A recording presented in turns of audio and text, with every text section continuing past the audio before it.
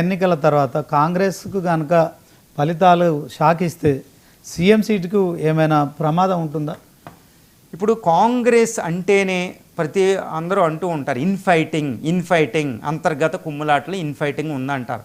కానీ ఇప్పుడు రాహుల్ గాంధీ గారు అసెంబ్లీ ఎన్నికలు అంటే 2023లో జరిగిన తెలంగాణ అసెంబ్లీ ఎన్నికలకు ముందే అందరూ ఇది ఊహించారు, కాంగ్రెస్ ఎప్పుడు ఇన్ఫైటింగ్ ఉంటుంది కాబట్టి అది ఓడిపోతూ ఉంటుంది అని.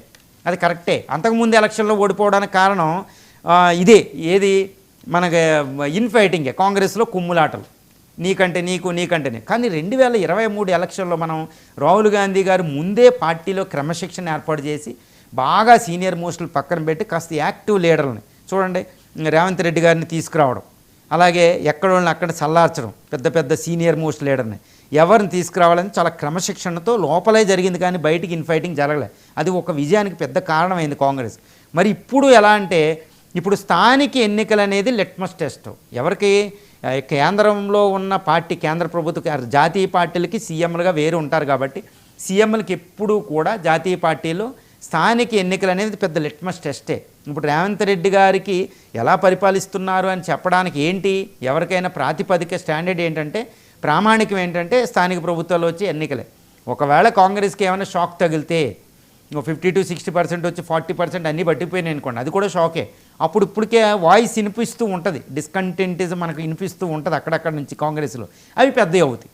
అంటే ఈయన వద్దు సీఎంని మార్చండి అనే డిమాండ్లు వస్తాయి. కానీ నా దృష్టితో చెప్పాలంటే మాత్రం ఇప్పుడు రాహుల్ గాంధీ గారు ఒకటి డిసైడ్ అయ్యారు. అక్కడ కర్ణాటకలో కూడా మనం చూస్తాం, సిద్ధరామయ్య గారు, డీకే శివకుమార్ ఎంత పోరాడిన.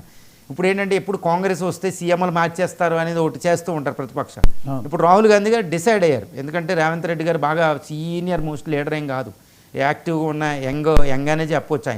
ఆ ఏజ్లో ఆయన్నే కొనసాగించే అవకాశాలు ఉన్నాయి ఇక్కడ ఏమున్నా. ఎందుకంటే ఆయన మార్చారనుకోండి రాంగ్ సిగ్నల్ వెళ్ళదు. ఆయన మార్చారనుకోండి వచ్చే ఎన్నికల్లో చాలా గట్టిగా ఉంటుంది. రెండు, రేవంత్ రెడ్డి గారి లాగా ఇటు బలమైన ప్రతిపక్షం, అది కూడా కేసీఆర్ గారు లాంటి, కేటీఆర్ లాంటి బలమైన ప్రతిపక్షాలని ఎదుర్కోవడం బీజేపీ చాలా ప్రయత్నిస్తుంది. కాబట్టి హైదరాబాద్ అనేది చాలా కీలకం దేశంలో, మధ్యలో ఉండి ఇటు సౌత్ ఇండియాకి నార్త్ ఇండియాకి మధ్యలో ఉంటుంది అనమాట, వారధిలాగా. ఇలాంటి స్టేట్లో సీఎంను మార్చడం అంటే అది రాంగ్ సిగ్నల్. కాబట్టి స్థానిక ఎన్నికల్లో ఎలా ఉన్నా మరీ అట్టర్ ఫెయిల్యూర్ అయితే కాంగ్రెస్కి రాదు. కాబట్టి అది దాని ప్రభావితం లేకుండానే రేవంత్ రెడ్డి గారిని కొనసాగించే అవకాశాలు ఉన్నాయి. కానీ డిస్కంటెంటిజం అంటే వ్యతిరేకత మాత్రం వినిపిస్తుందండి. ఆల్రెడీ సీనియర్లు ఎప్పటి నుంచో కంప్లైంట్ చేస్తున్నారు అధిష్టానానికి అనే ప్రచారం కూడా జరుగుతుంది. కనుక లోకల్ బాడీస్ ఎన్నికలు కూడా సీఎం సీటు విషయంలో కొంత మరొకసారి కూడా ప్రచారం తెర మీదకి వచ్చి జరిగింది. కానీ రాహుల్ గాంధీ గారు కంటిన్యూ చేసే అవకాశాలు ఇక్కడ ఉంటాయి. ఎందుకంటే ఇందాక నేను చెప్పిన రీజన్, అలాంటి సాహసోపేతమైన నిర్ణయం తీసుకుని మళ్ళీ ఇలాంటి తెలంగాణ లూజ్ అవ్వడానికి కాంగ్రెస్ సిద్ధంగా ఉండదు. ఒకవేళ కనుక బీఆర్ఎస్ కనుక మీరు అన్నట్టు స్థానిక సంస్థల ఎన్నికల్లో 30 to 40% కనుక వస్తే బీఆర్ఎస్ కొత్త ఊపిరి వచ్చినట్టే అనుకోవచ్చా? రాజకీయ వేడి కూడా మరింత పెరుగుతుంది కదా. ఎస్ అండి. ఇప్పుడు బీఆర్ఎస్కి ఏంటంటే మొన్న అసెంబ్లీ ఎన్నికల్లో అధికారం కోల్పోవడం అనేది షాకు. అధికారంలో అది కోల్పోయి ఎన్ని సీట్లు వచ్చిందనేది క్వశ్చన్ కాదు. 10 సంవత్సరాల తర్వాత తప్పనిసరిగా మనం అధికారంలోకి వస్తాం అంటూ బీఆర్ఎస్ జాతీయ పార్టీ కింద పెట్టి టీఆర్ఎస్ని బీఆర్ఎస్ కింద మార్చి అటు మహారాష్ట్ర అన్నిట్లో యాక్టివ్ చేసిన ఆయన ఇటు తెలంగాణలో కోల్పోయేటప్పటికి మొత్తం నిరాశలోకి వెళ్ళిపోయింది, నీరు గారిపోయింది బీఆర్ఎస్ అది.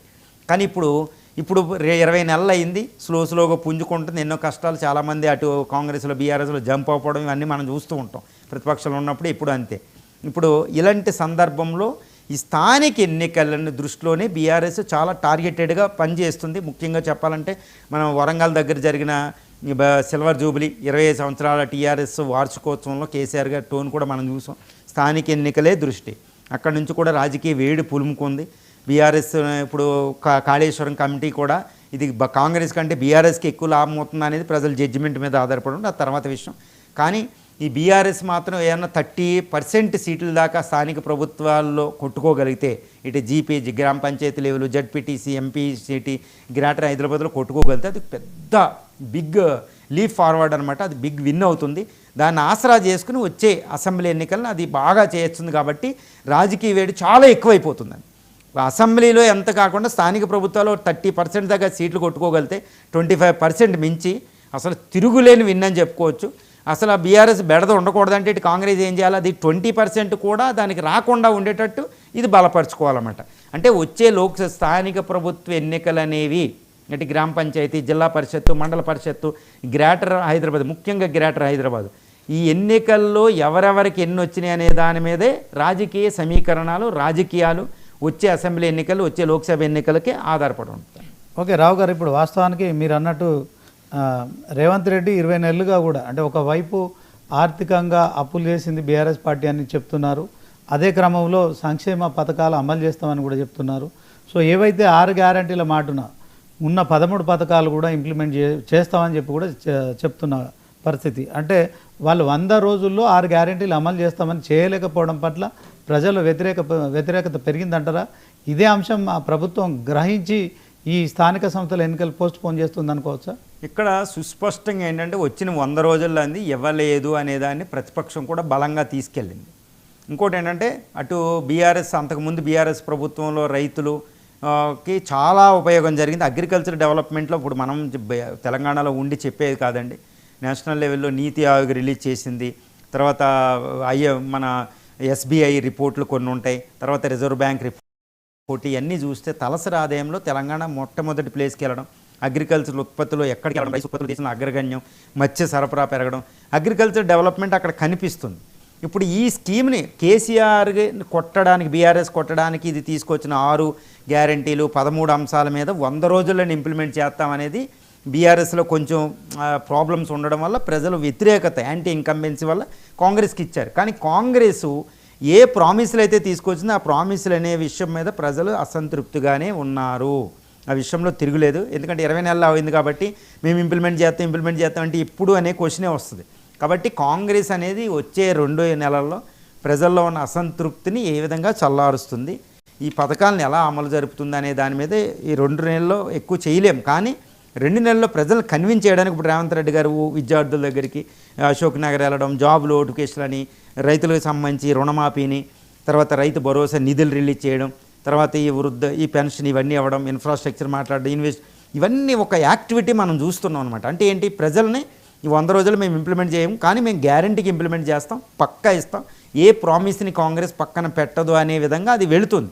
ఎంతవరకే ఒప్పిస్తుంది, ఎంతవరకు ప్రజలు కన్విన్స్ అవుతారు అనే దాని మీద అది ఆధారపడి ఉంటుందండి. ఇదంతా అల్టిమేట్గా ప్రజలు డిసైడ్ చేస్తారు. రేవంత్ రెడ్డి మొన్న ఉస్మానియా యూనివర్సిటీలో పర్యటించిన సందర్భంలో